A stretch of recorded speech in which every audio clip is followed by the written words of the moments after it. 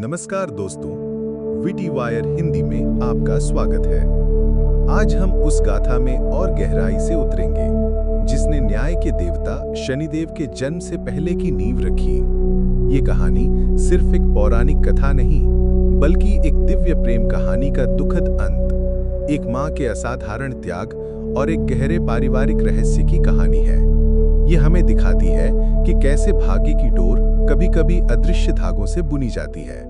हमारी कहानी शुरू होती है सृष्टि के महान शिल्पकार, देवताओं के इंजीनियर विश्वकर्मा से। उनकी कला ऐसी थी कि वो ब्रह्मांड के हर कण को तराशकर उसे नया रूप दे सकते थे। उन्होंने इंद्र का वज्र, विष्णु का सुदर्शन चक्र और स्वर्गलोक के महल बनाए। उनकी अद्भुत कला ने तीनों लोगों को मंत्रमुग्ध कर दिया था। विश्वकर्मा की पुत्री का नाम था संज्ञा। संज्ञा कोई साधारण सौंदर्य नहीं थी, बल्कि वो अपने पिता की कला की सबसे उत्कृष्ट कृति थी। उनके रूप में उनके पिता की सौम्यता और कलात्मकता झलकती थी।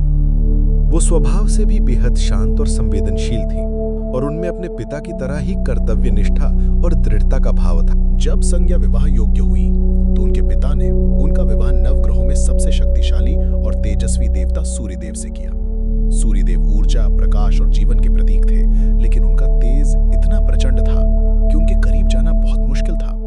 उनका प्रकाश सिर्फ आंखों को नहीं, बल्कि आत्मा को भी जलाता था। विवाह के बाद जब संज्ञा सूर्यदेव के साथ रहने लगी तो उनकी सौम्य प्रकृति पर इस प्रचंड तेज का असर पड़ने लगा। उन्हें हर पल ऐसा लगता जैसे उनका शरीर उस तेज में जल रहा हो। वो अपनी आंखें बंद कर लेती ताकि वो उस असहनीय प्रकाश से बच सकें। ये पीड़ा सिर्फ शारीरिक नहीं थी, बल्कि भावनात्मक भी थी।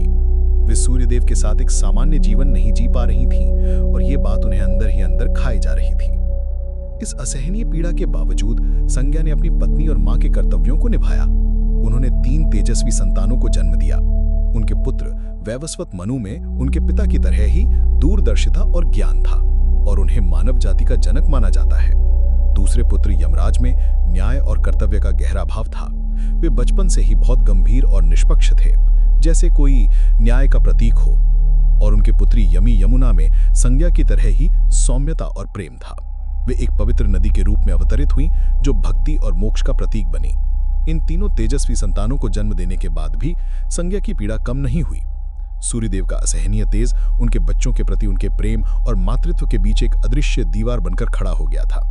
उन्हें लगने लगा था कि वो इस जीवन को और नहीं जी पाएंगी और उनकी ये पीड़ा उनके बच्चों के भविष्य के लिए ठीक नहीं थी। संज्ञा ने आखिरकार एक कठोर और दुखद निर्णय लिया। अपनी पीड़ा से मुक्ति पाने के लिए वो अपने पिता विश्वकर्मा के पास गईं और अपनी व्यथा सुनाई। विश्वकर्मा ने अपनी पुत्री की पीड़ा देखकर बहुत दुख महसूस किया, लेकिन वो सूर्यदेव के तेज को कम नहीं कर सकते थे। संज्ञा ने तय किया कि अब वो खुद ही एक रास्ता बनाएंगी। उन्होंने अपनी गहन तपस्या की शक्ति से अपनी ही एक प्रतिकृति, एक हमशक्ल को जन्म दिया, जिसका नाम उन्होंने छाया रखा। ये सिर्फ एक हमशक्ल नहीं थी, बल्कि संज्ञा के ही अंश से बनी एक ऐसी आकृति थी जिसमें उनकी सौम्यता नहीं, बल्कि उनकी कर्तव्य निष्ठा का भाव था। संज्ञा ने छाया से कहा, तुम मेरी जगह पर रहोगी, सूर्यदेव की पत्नी और मेरे बच्चों की मां बनकर। ये मेरा तुमसे आदेश है। छाया ने अपनी मालकिन के आदेश का पालन करने का वचन दिया। इसके बाद संज्ञा ने घोड़ी का रूप धारण किया और हिमालय की ओर चली गईं, जहां वो कठोर तपस्या में लीन हो गईं। सूर्यदेव को इस बात का जरा भी आभास नहीं था कि उनकी पत्नी संज्ञा नहीं, बल्कि उनकी छाया उनके साथ रह रही है। छाया ने एक पत्नी और मां की तरह अपने कर्तव्यों का पालन किया, लेकिन उसका व्यवहार संज्ञा से बिल्कुल अलग था। जहां संज्ञा में मातृत्व का गहरा प्रेम और कोमलता थी, वहीं छाया सिर्फ अपने कर्तव्य का पालन करती थी। उसके व्यवहार में एक तरह की दूरी और कठोरता थी। वो यमराज और यमुना को उतना प्रेम नहीं दे पाई जितना एक असली मां देती है। यमराज, जो बचपन से ही न्याय के प्रति सजग थे, अपनी मां में आए इस बदलाव को महसूस कर रहे थे। एक ही घर में 2 अलग-अलग कहानियां चल रही थीं। एक तरफ सूर्यदेव अपनी पत्नी से अनभिज्ञ थे, वहीं दूसरी तरफ छाया अपनी पहचान का बोझ उठाए हुए थी।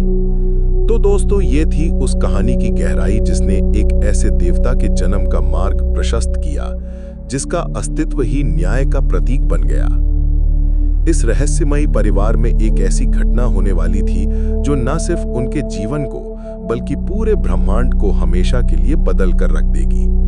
अगले वीडियो में हम जानेंगे कि कैसे इसी रहस्य ने न्याय के देवता के जन्म की कहानी लिखी। आपको ये विस्तृत कहानी कैसी लगी, हमें कमेंट बॉक्स में जरूर बताएं।